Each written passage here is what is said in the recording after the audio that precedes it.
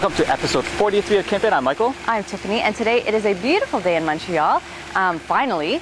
We are filming at St. Louis Square today. Yep, so no more rain comments for us for a little while, but it is a little bit humid. But I guess you win some, you lose some. Hey, I'll take the humidity any day. So let's get on to Fit News. So what's going on in Fit News this week? Bixi has gone international. Woo. Yeah, so the Montreal bicycle sharing program has gone so popular that it's extended itself to London and Boston. Wow. Yeah, so London is expected to have 6,000 bikes and 400 stations by 2010. And Boston is expected to have at least 2,500 bikes to begin with, and hopefully if it becomes just as popular there as here, it's going to extend it to about 5,000 bikes. Wow, I'm so impressed. Yeah. So it's neat to see how our own little bicycle sharing program is become so popular that the world is starting to notice. All the bikes are actually manufactured in Montreal as well. And for those of you who didn't know, Ottawa itself has actually started Bixi earlier this summer. They actually only have 50 bikes and 4 stations, but I mean, Ottawa itself is a city that's already pretty active. A lot of people bike. So if the program just gets as popular over there as here, hopefully they'll have more bikes and stations as well. Wow. So we'll definitely keep you updated on any Bixi news, but that's definitely very cool. All right, so on my end, a recent British study has just shown that organic foods are not necessarily more nutritious than conventionally grown foods. So this might come as a shock to everybody, but regarding nutrients like vitamins, minerals, stuff like that, there's not much of a huge difference. Okay, so this is not the same thing as not being grown with pesticides or anything like that. That's completely different. So the nutrients we're talking about are just the actual things in the food. So this is a really interesting thing to come out. Yes, especially since a lot of our friends who buy organic foods always tell us they're buying it because of the nutritious value. But now we know it's not the fact. Yeah, so this has kind of thrown a wrench into the theory, but hopefully after this they'll release a few more studies investigating this further. Yeah. So we'll keep you updated on that as well. Yep.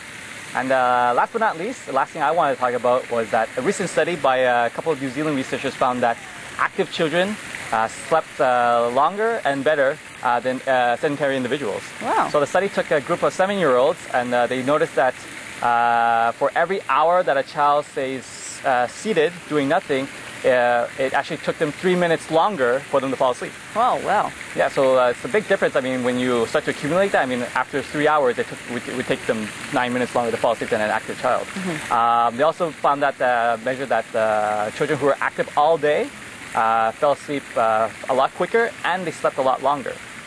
But the one interesting to note is that they actually concluded in the research was that sleep is usually used as a recovery from physical activity. Right. So they conclude that perhaps that the sedentary children went to sleep earlier than they really needed to, therefore it took them longer to fall asleep, and the reason why they slept less was because they didn't require it as much. Okay. So hopefully they expand a little bit more on the research, but it's also interesting to note that not too long after this research came out, another group of researchers in Switzerland found out that teen athletes who were active all day actually did better in school than those who weren't active. Okay. So perhaps this has something to do with sleep. Hopefully, probably because that since you're athletic, you get tired, you sleep more, therefore you have more concentration in class, therefore you perform better in school. All right, so we'll have to see what comes out of this. Yeah, and so for now, just make your kids run laps and hopefully have them do better in school and sleep a lot earlier. All right, so that'll be it for Fit News this week. So with the amount of heat and humidity that we've been having out here in the East Coast, I thought for this week's Fit Tip, we'd do a little refresher course on how to exercise in extreme weather and how to avoid heat illness. Now, when the temperatures are between 18 and 23 degrees Celsius, it's a lot easier for the body to cool itself down. But when the temperature rises above 23 degrees, it's a lot harder for the body to do that. And when you add humidity into the mix, it's a lot harder for the sweat to evaporate from our bodies, and it makes it even harder for the body to cool itself down. Now, for average sized individuals who are between 100 to 165 pounds, when you exercise in the heat, we tend to lose about 2 to 4 liters of liquid every hour we work out. So it's really important that you try to stay hydrated as much as possible. It's recommended to drink at least 500 milliliters of liquid before you start physical activity, and another 600 to 700 milliliters after physical activity. Staying hydrated during activities, it's just as important as well. So during your workout, try to drink at least 150 to 300 milliliters of liquid every 15 minutes. Now, children are even more susceptible to heat illness, so it's even more important for them to drink as well. For children who are about 90 pounds, they should be drinking at least 120 to about 200 milliliters of liquid every 15 minutes. Now, the type of drinks that you should be drinking should be anything that's labeled as a sports drink or just plain water. Sports drinks are really important because it helps increase the amount, helps replenish the lost electrolytes in your body and also rehydrates you at the same time. If you don't have any sports drinks available, water is your second choice, but if you can find Gatorade or Powerade, I would suggest you drink that. Your third option is you can drink juice. The reason why it's the third option is because the sugars found in juice can cause upset stomach or indigestion, so you don't want to be running around and then all of a sudden you have to go find a washroom. The drinks that you should be avoiding is anything that has high contents of caffeine or anything labeled as an energy drink such as Red Bull.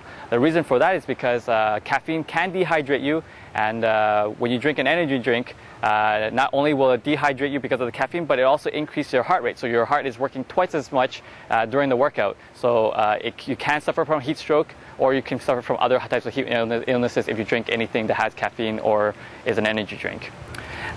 Also, while you work out, try to stay away from the sun as much as possible. Try to avoid peak hours. If you are going to work out outdoors, try to work out early in the morning or later in the afternoon or evening. Try to stay in the shade as much as possible as well. If you're going to warm up or if you're going to find a place to rest, try to warm up and rest in a shaded area. If you're going to start working out in the summer, make sure that you don't start off on a week where it's extremely hot. It usually takes about a week or 2 weeks for the body to acclimatize itself. So if you are going to start off when the weather is extremely hot or humid, make sure that the intensity and the duration is reduced. Therefore, it helps reduce the risk of heat illness. So hopefully the little tips that we mentioned today will help you out with your workout for the rest of the summer and for those athletes who are beginning training camp this year. And this wraps up this week's Fit Tip, and we will see you next time. So on today's information, I decided to talk a little bit about sweet corn, which traditionally is known as maize. But sweet corn is probably the most popular variety that's eaten fresh. So fresh corn on the cob, no summer is complete without having some. Now, this type of food actually originated around Mexico, Central America, and it's probably been around at least about 7,000 years being produced into meals. So it's been around quite a long time, and it's pretty much a staple foods for a lot of people in the Americas. Now, for the actual corn, it's referred to as an ear of corn.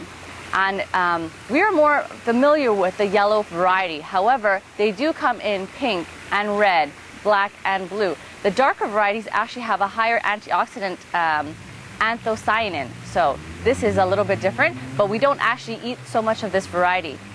Now, for the ears of corn, they're surrounded by silk threads, and around the silk threads are green husks, and these help to actually keep the moisture in the corn.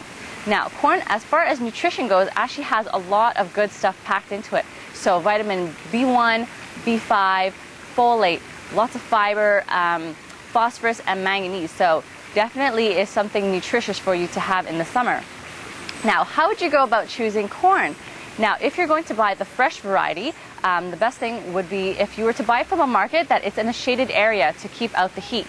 The next thing would be make sure that the husks are fresh and green looking, and if you pull the husks back and you look at the kernel, they should be plump, and if you push your nail against it, a milky white fluid should come out. Now, really important is that if you're going to buy the corn, you should eat it the same day, because as the day progresses, the sugar content in the corn actually turns into starch, which renders them less sweet. So for example, in about 6 hours at room temperature, 40% of the sugar is already converted. So you definitely don't want to save it in the husk until the next day. If you need to, cook them right away and save them then after you've cooked them until the next day. Now, canned and also frozen fresh corn has just about the same nutritional value. So if you can't get a hold of fresh corn, say in the winter, fresh, frozen, and canned will do you just fine. So I hope you go out and try some corn now, since it is the season, and we will see you next time on InFoodmation. So this wraps up this week's episode of KinFit. Please check back our show notes for all the pieces of information we want you to find out about. And if you have any ideas, suggestions, or questions you want to ask us, just email them to us at info@kinfit.tv. And I suppose today we can thank ourselves for filming. Yep, and we're going to now grab a Bixi bike and head on out and, I don't know, buy a popsicle. Or corn. Or corn. So remember, don't quit. Stay fit. Today it is a beautiful day, finally, in Montreal, and we are filming at Louis Lafontaine Park. No, it's not. No, what park is it? It's so funny. I was like, wait,